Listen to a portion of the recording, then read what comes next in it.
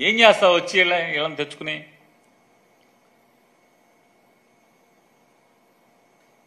అప్పుడు కూడా పట్టుకుపోయావు ముగ్గురు నలుగురిని ఎంపీలని, లోక్సభలో గెలిచిన వాళ్ళని.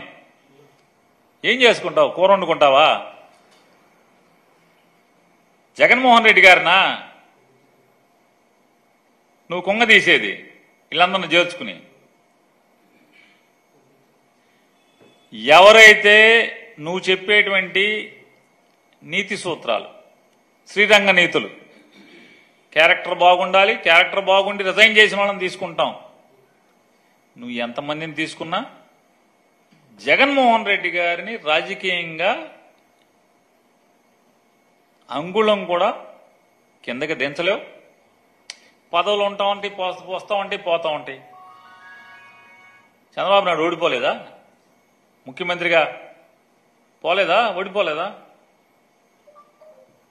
ఎన్టీ రామారావు గారు ఓడిపోలేదా? ఎన్టీ రామారావు ప్రభుత్వం పడిపోలేదా? నీ ప్రభుత్వాలు పడిపోలేదా? 2004లో ఓడిపోయి 2009లో ఓడిపోలేదా చంద్రబాబు నాయుడు? ప్రభుత్వంలో పడినంత మాత్రాన రాజకీయంగా ఏం జరుగుతుంది?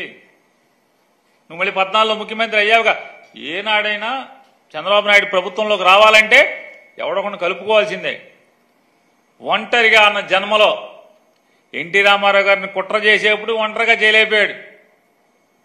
ఒంటరిగా పడేలా ఎన్టీ రామారావు గారి పిల్లల్ని, కొడుకుల్ని, కూతుళ్ళని, తోడళ్ళని వీళ్ళందరినీ కలుపుకునే ఆ రోజు ఎన్టీ రామారావు గారిని కుట్రతో పడేయగలిగావు. లేదా మళ్ళీ 99లో మళ్ళీ ఎన్నికల్లో వాజ్పేయి గారిని భుజం మీద కూర్చోబెట్టుకుని, మెళ్ళ మీద కూర్చోబెట్టుకుని మళ్ళీ ప్రభుత్వంలోకి రాగలిగావు. మళ్ళీ 2014లో కూడా పవన్ కళ్యాణ్ గారి మెళ్ళ మీద, మోడీ మెళ్ళ మీద ఎక్కే గవర్నమెంట్లోకి వచ్చావు. మళ్ళీ నిన్నగాక మొన్న కూడా అంతే కదా.